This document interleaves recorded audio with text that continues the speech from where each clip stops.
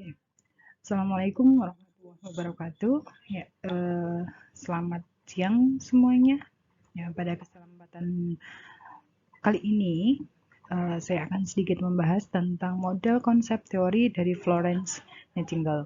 Ya, di dunia keperawatan itu pasti tidak asing dengan nama ini, ya, karena kita mengenal bahwa Florence Nightingale itu adalah ibu dari keperawatan di dunia. Ya. Oke. Ini ya gambar dari Florence Nightingale. Kita bisa melihat, kita lihat di sini ya bahwa untuk Florence ini dia disebut dengan terkenal dengan sebutan Lady with Lamp dan ibu atau Wonder Woman para perawat di dunia. Ya, ibu perawat di dunia itu dia ya Florence Nightingale. Teori dan konsepnya yang berumur lebih dari 150 tahun hingga saat ini masih berlaku, menganggap bahwa pekerjaan sebagai perawat itu adalah suatu panggilan dari Tuhan, dan tanpa Nightingale mungkin tidak akan ada nama perawat. Ya. Di teorinya ini dia memposisikan bahwa lingkungan itu adalah sebagai fokus dari asuhan keperawatan. Ya, ini gambaran sedikit tentang Florence Nightingale. Untuk major konsepnya dari teori ini, yang pertama, Nightingale menjelaskan bahwa keperawatan itu adalah ilmu dan kiat yang memerlukan pendidikan formal untuk merawat orang yang sakit. Ya, artinya keperawatan ini untuk merawat orang sakit itu butuh pendidikan formal. Kemudian tujuan tindakan keperawatan itu antara lain memelihara, mencegah infeksi dan cedera, memulihkan dari sakit, melakukan pendidikan kesehatan, serta mengendalikan lingkungan. Kemudian yang ketiga, alasan dari tindakan keperawatan adalah menempatkan manusia pada kondisi yang terbaik secara alami untuk menyembuhkan atau meningkatkan kesehatan serta mencegah penyakit dan luka. Konsep individu adalah merupakan satu kesatuan fisik, intelektual, emosional, sosial, dan spiritual yang lengkap dan berpotensi. Nah, konsep sehat itu dijelaskan bahwa di sini adalah keadaan bebas dari penyakit dan dapat menggunakan kekuatannya secara penuh. Ya. Kemudian untuk konsep lingkungan sendiri, ini adalah bagian eksternal yang mempengaruhi kesehatan dan sakitnya seseorang.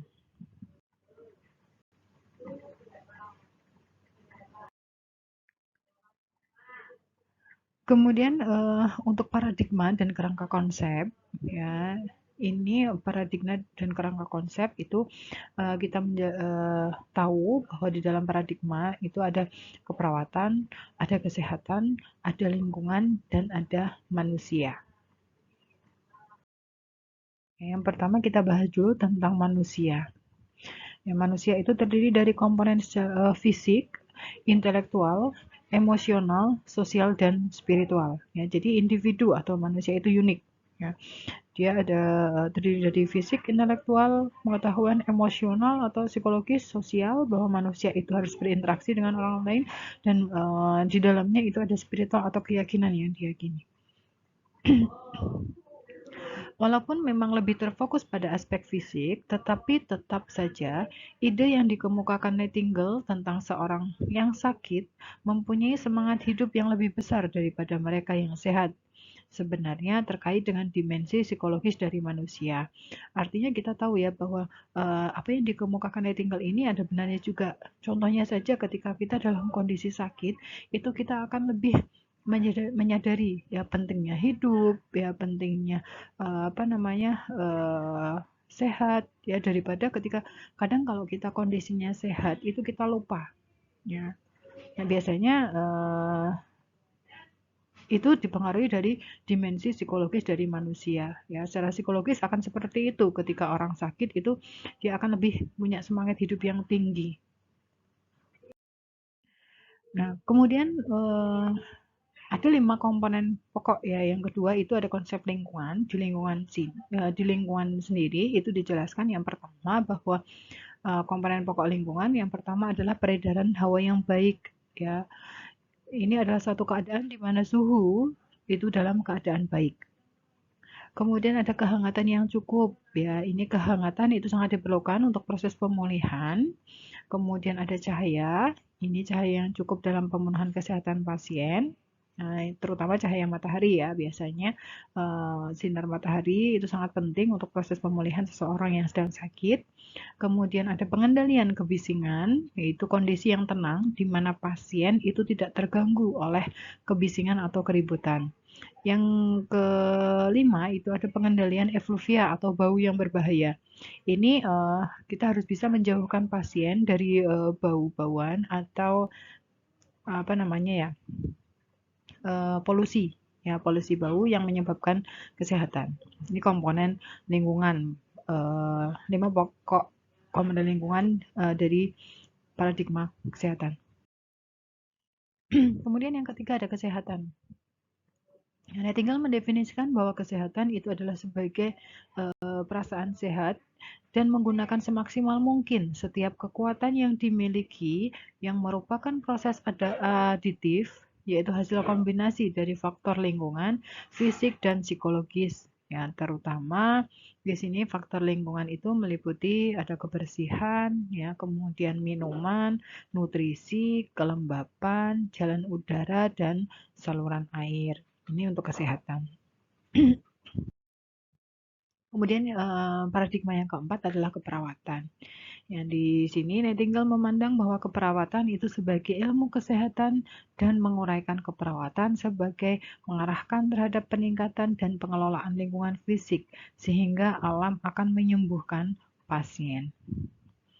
Oleh karena itu, kegiatan keperawatan itu termasuk memberikan pendidikan kesehatan tentang kebersihan di rumah tangga dan lingkungan untuk membantu wanita menciptakan atau membuat lingkungan sehat bagi keluarga dan komunitas yang pada dasarnya adalah bertujuan untuk mencegah penyakit. Ini paradigma yang keempat, yaitu tentang keperawatan.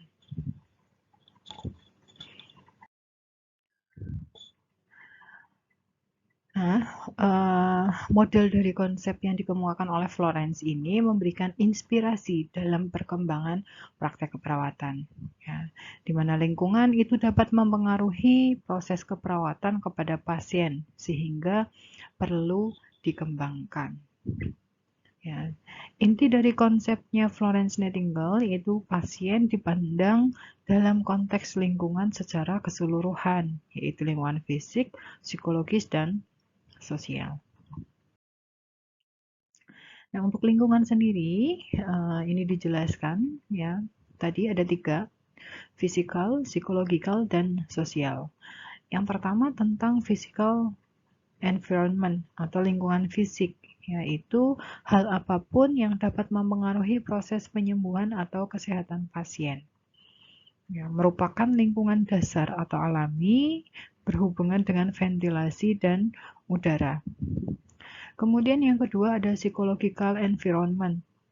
Ini adalah hal apapun yang dapat mempengaruhi stres ataupun emosi pasien. Jadi kaitannya dengan psikologis. Ini biasanya berupa kita lihat ya bahwa lingkungan yang negatif itu dapat menyebabkan stres fisik dan berpengaruh kepada emosi pasien. Kemudian yang ketiga ada social environment.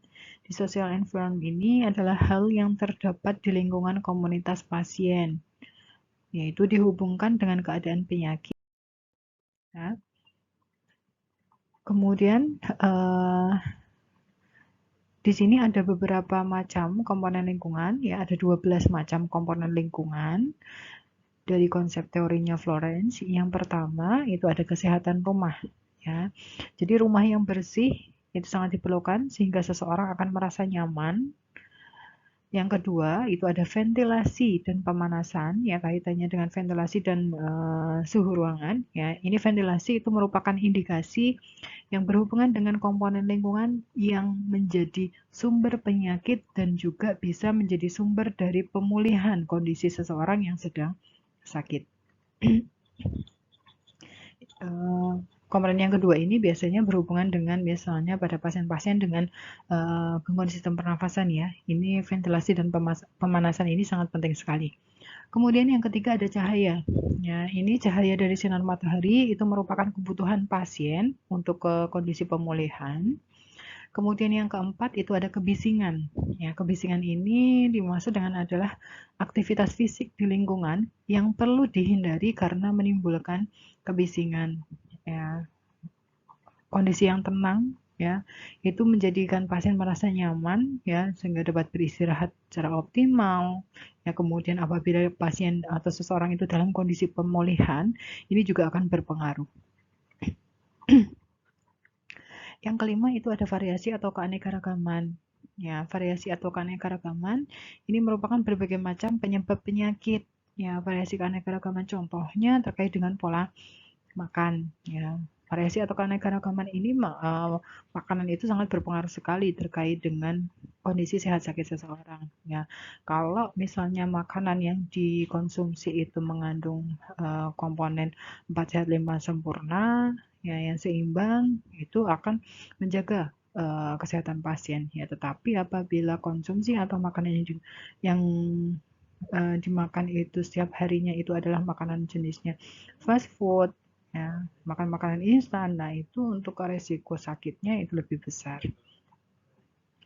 Kemudian yang ke-6 itu ada tempat tidur. Ya, tempat tidur yang kotor dan pola tidur yang tidak baik itu bisa menyebabkan penyakit. Ya, karena untuk apa namanya? Kalau kita lihat ya, satu hari full kita melakukan aktivitas, tempat tidur itu adalah tempat di mana kita harusnya bisa beristirahat maksimal ya. Kemudian tidak hanya tempat tidur tetapi di sini juga terkait dengan pola tidur ya.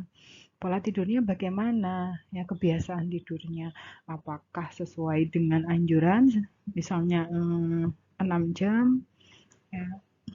Kalau pola tidurnya misalnya tidurnya di atas kebiasaan tidurnya di atas jam 12, bangunnya siang misalnya jam 10, nah itu juga berpengaruh terkait dengan kondisi sakit.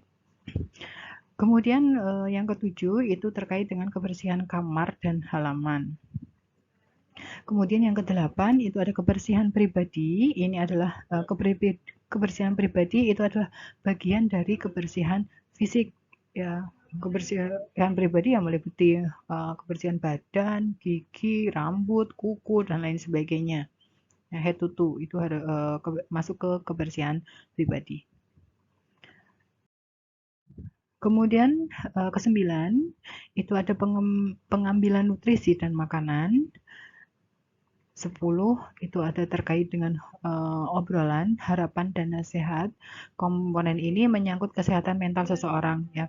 Ketika kita tahu individu yang suka berdiskusi ya, kemudian punya harapan yang baik, ada nasihat-nasihat, ini kan bisa memberikan informasi tambahan bagi seseorang yang tadinya tidak tahu menjadi tahu ya. Nah, ini kaitannya dengan kesehatan mental seseorang, sosialnya. Kemudian yang ke-11 itu ada pengamatan orang sakit. Ya, di mana seorang perawat itu harus tahu sebab akibat dari orang yang sakit. Ya, kita harus tahu di sini, harus mengamati ya bagaimana orang sakit. Kenapa sih misalnya seorang bisa diare? Kita harus tahu apakah dari pola makannya, apakah dari di situ ada gangguan di sistem pencernaannya, kemudian akibatnya bagaimana kalau misalnya penyakit tersebut tidak ditangani. Nah, ini harus ada yang namanya pengamatan orang sakit. Kemudian yang ke-12 itu ada pertimbangan sosial, yaitu tidak melihat dari satu aspek untuk mengambil suatu keputusan, tetapi harus dilihat dari berbagai sisi. Ya, ini adalah 12 macam komponen lingkungan. Nah, bagaimana hubungannya teori Florence dengan konsep keperawatan? Nah, kita lihat di konsep keperawatan itu ada individu atau manusia, ya diharapkannya di sini memiliki kemampuan besar untuk memperbaiki atau perbaikan kondisinya dalam menghadapi penyakit. Yang kedua, hubungannya dengan keperawatan sendiri, bahwa di teorinya Florence Nightingale itu bertujuan membawa individu ke kondisi yang terbaik untuk dapat melakukan kegiatan dasar dalam memengaruhi lingkungan. Yang ketiga, hubungannya dengan konsep sehat sakit, ya, di mana teorinya Florence ini fokus pada perbaikan untuk kondisi sehat. Sedangkan untuk masyarakat atau lingkungan, itu adalah melibatkan kondisi eksternal yang mempengaruhi kehidupan dan perkembangan individu. Fokus pada ventilasi, suhu, bau, suara, dan cahaya. Ini hubungan teori Florence Nightingale dengan konsep keperawatan. Sedangkan yang selanjutnya, hubungan teori Florence Nightingale dengan proses keperawatan. Ya, di proses keperawatan itu kan ada pengkajian, ada diagnosa, ada intervensi, ada implementasi, dan ada evaluasi. Yang pertama, hubungan yang pertama dengan pengkajian atau pengumpulan data, di mana data pengkajian untuk Florence itu lebih menitik beratkan pada kondisi lingkungan, yaitu kondisi fisik, psikologis, dan sosial. Untuk yang kedua, analisa data. Ini data dikelompokkan berdasarkan lingkungan fisik, psiko, dan sosial yang berkaitan dengan kondisi klien yang berhubungan dengan lingkungan keseluruhan.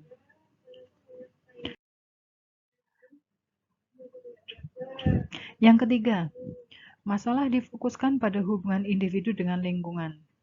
Kurangnya informasi tentang kebersihan lingkungan, ventilasi, pembuangan sampah, dan pencemaran lingkungan, komunikasi sosial, dan lain sebagainya. Ya, jadi masalahnya itu lebih difokuskan pada hubungan individu dengan lingkungan. Yang keempat, diagnosa keperawatan. Ya, diagnosa keperawatan berhubungan dengan lingkungan. Contohnya di sini faktor lingkungan yang berpengaruh terhadap efektivitas asuhan, ada penyesuaian terhadap lingkungan, ada pengaruh stresor lingkungan terhadap efektivitas asuhan. Yang kelima, implementasi. Ya, ini untuk implementasi atau tindakan keperawatan, yaitu upaya dasar untuk merubah lingkungan yang memungkinkan terciptanya kondisi lingkungan yang nyaman. Yang keenam, evaluasi. Ya, di mana di sini dia mengobservasi bagaimana dampak perubahan lingkungan terhadap kesehatan individu. Nah, hubungannya teori Florence Nightingale dengan teori lain bagaimana? Ya, ada di sini hubungannya dengan teori adaptasi, di mana dia menjelaskan, ya, menunjukkan penyesuaian diri terhadap kekuatan yang melawannya. Kekuatan dipandang dari konteks lingkungan menyeluruh yang ada pada diri sendiri. Berhasil tidaknya adaptasi seseorang itu dapat dilihat dengan tinjauan lingkungan yang dijelaskan oleh Florence Nightingale. Yang kedua, ya, ini kemampuan diri sendiri yang alami dapat bertindak sebagai pengaruh dari lingkungannya yang berperan penting pada setiap individu dalam berespon, baik itu adaptif atau maladaptif.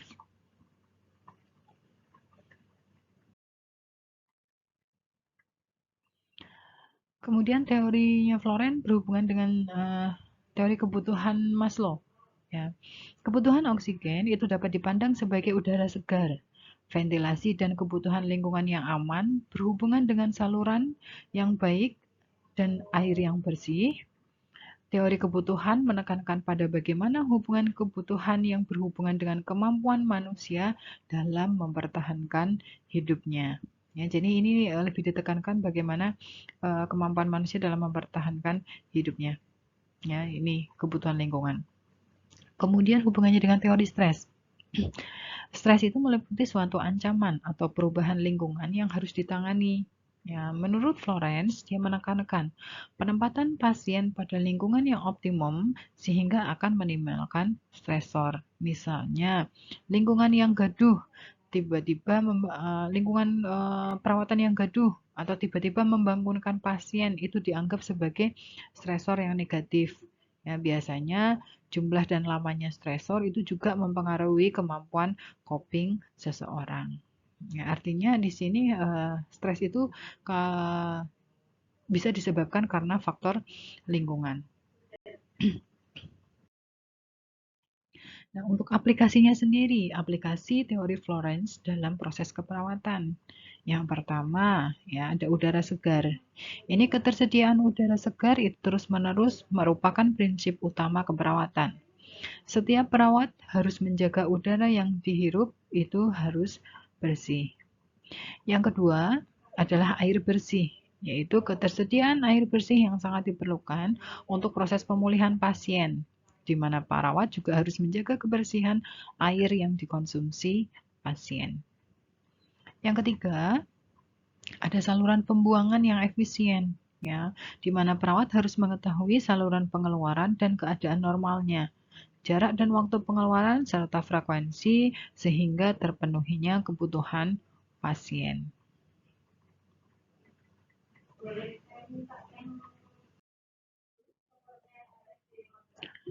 Kebersihan, ya. Kebersihan optimal dapat mempercepat proses penyembuhan. Menurut Florence, fokus perawatan klien adalah kebersihan. Kesehatan klien dipengaruhi oleh kebersihan diri, perawat, dan lingkungan. Yang kelima, cahaya. Sinar matahari memberi manfaat besar bagi kesehatan, di mana perawat harus perlu mengajak pasien keluar mendapatkan sinar matahari jika tidak ada kontraindikasi. Ya, selain 5 komponen lingkungan di atas, perawat juga harus memperhatikan bagaimana terkait dengan kehangatan, ketenangan, dan makanan pasien. Ini aplikasinya dari teori Florence. Ya, demikian teman-teman penjelasan sedikit tentang teorinya dari Florence Nightingale. Ya, ini ada beberapa quote ya di mana dikemukakan oleh Florence bahwa a nurse is to maintain the air within the room as fresh as the air without lowering the temperature. Ya, silahkan teman-teman bisa mempelajari kembali teorinya dari Florence Nightingale dan mudah-mudahan penjelasan ini bermanfaat bagi teman-teman semua. Terima kasih. Sekian dari saya. Wassalamualaikum warahmatullahi wabarakatuh.